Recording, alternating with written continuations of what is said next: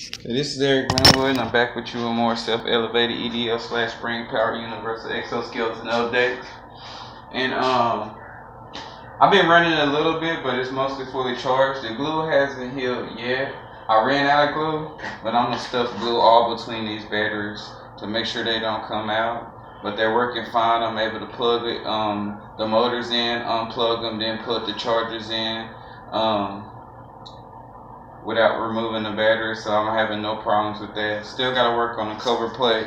Put the quick connects in here right here, so I could raise it up like a hood of a car, and basically I can get in there and I can charge my bigger lithium battery. I got that in there now. I got the wires, the negative and the positive, and the fuse running. This is basically going to supply the leg with power. Close that back up for you, because I was going to crank it up just a little bit for you.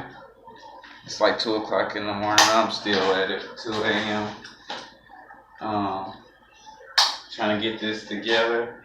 I usually, I've been playing this for a while, and I usually, maybe I might plan on building a suit for like a week. I mean, it might be a Eureka moment and be like hours. It might be a Eureka moment and then be like days. And then at the same time is, depending on what materials I got and what I have excess, I have those Eureka moments. And then in general, I'll basically, sometimes I have to save up materials, find materials, save up money and get certain parts. Like for now, like I said, the reason why I ain't got the ducks on there because I'm waiting, because I got to go to the muffler shop, get a few dollars, see if they got some scrap muffler pipe that they didn't cut off. And I can go up there and place them over there. You get the little L brackets, weld them to the side of that, to the motor mounts, and that way when I put the fan shroud on, I can just bolt the fan shroud on, and that way I could basically have it ducted off and get the rest of the weld work done for us, the reinforcement between each duct and the rod that connects the two reinforced rods. That way they be all duct pulled in together. And then I pull one more rod that comes down. Well, not rod, this flat plate is what I'm going to use. This is like what I've been doing the other stuff with. It's the flat steel plate.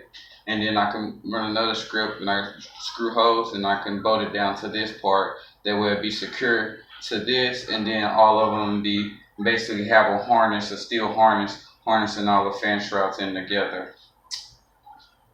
And yeah, like I said, I might take me a month to get it all together. But once I start, once I get figured out what I have a whole plan set in motion, the whole blueprints in my hands, any kind of changes connect. I have a master overall plan, but in general, I still have little things that, hey, just in case that don't work, that I can put that there and that there and that there. It's just incredibly complex thing that I'm doing and I'm trying to create.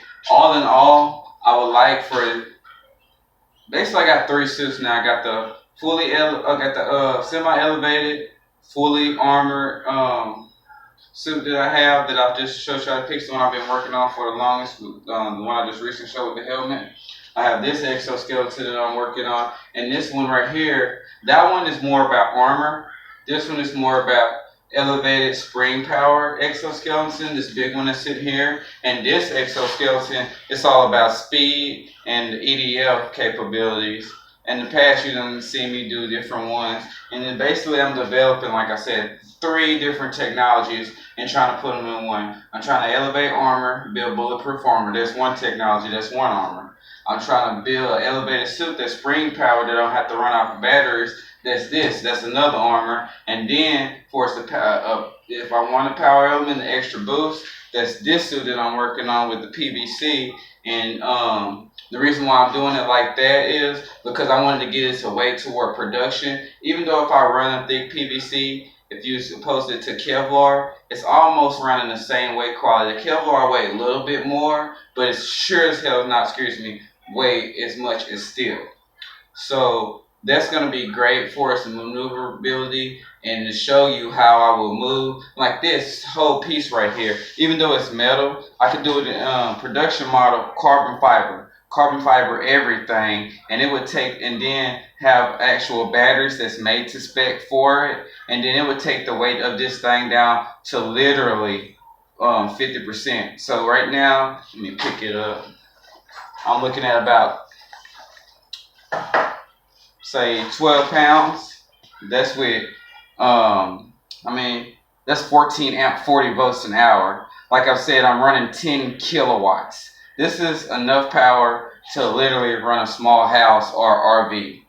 I mean, you can literally run a camper on this damn thing. I mean, this thing got more power than your car does for its electrical power. Way more power than your car does, like 5 times as much. Like if you hook this battery up to your car, it will fry everything in it. That's how strong this freaking battery is. But without further ado, I'm gonna play with it a little bit.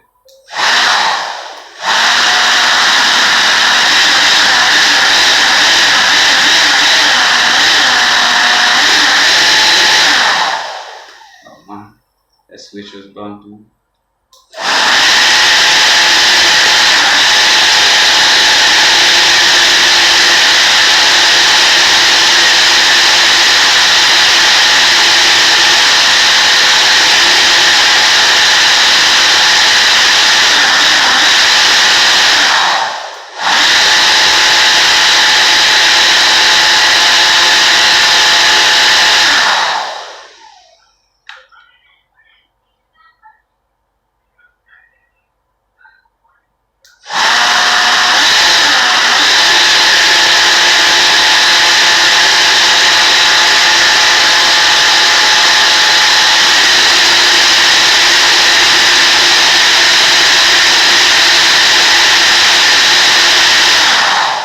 I'm gonna leave it alone for right now. It's gonna run a lot better when I put the fan shrouds on it. Right now the air is coming out, and as soon as it's coming out, it's trying to expand. So my thrust characteristics are coming out by the foot and it's chopping it up.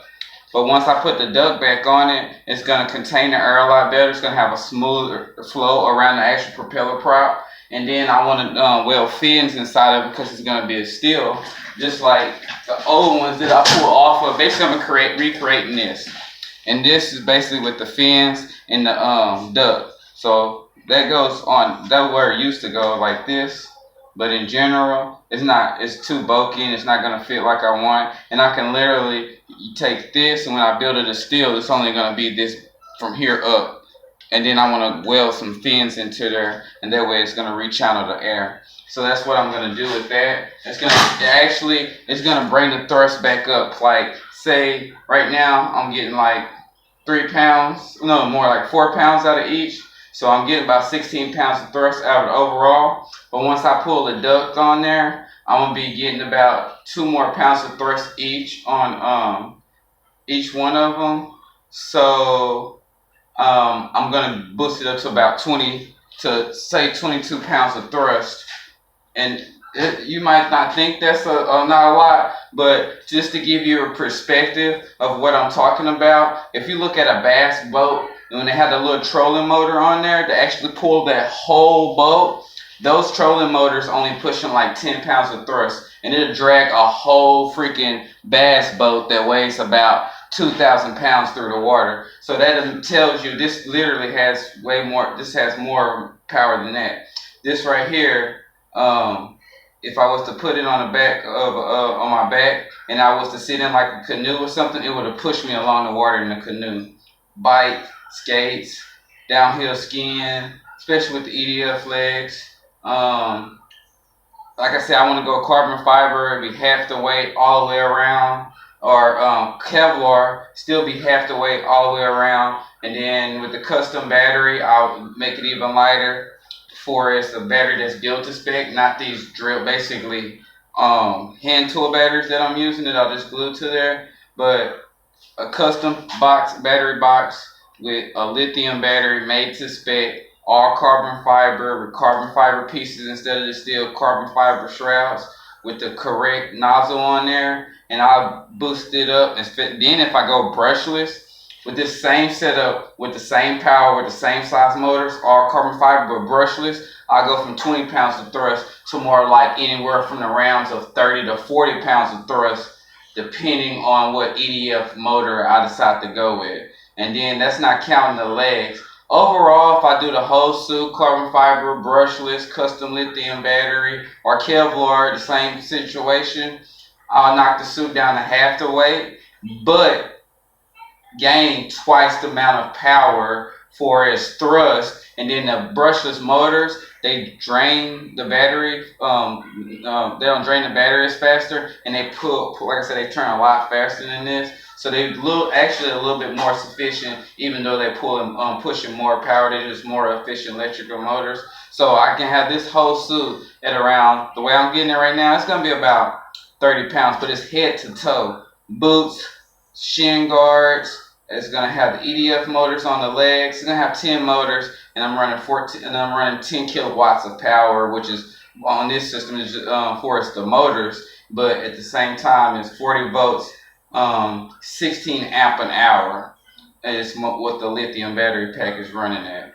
So basically, it's gonna be pretty cool at a production level. I'm just trying to get it all up to specs. And as you can tell, it's a lot better than the last one I did or anyone else I've done in the past. The problem is just getting the actual motors, and I still want to upgrade. I just got these motors because they're cheaper, and for is what I'm doing. It's a prototype. You want to start with stuff that's cheaper, that do the same job. That way you can get your concept and your prototype down to actually get it functioning and working. Then, like I said, you go for the more expensive parts, and then that's where it's gonna give you. So depending on how I set it up with the 10 EDF, like I said, I can get all the way up to probably about double the bat with, I can get 10 kilowatts an hour the same package. I mean 20 kilowatts an hour the same package. And like I said, instead of 20, I'm thinking about, if I do it right, 20 kilowatts at probably about 40 volts instead of 16 amp an hour, like 30 amp an hour battery piece. I mean, you're starting to get the numbers, and then, like I said, you're looking at, depending on the EF motors, 40 to 60 pounds of thrust. I'm only weigh 120. That's a power to weight ratio of me with the backpack on a 2 to 1.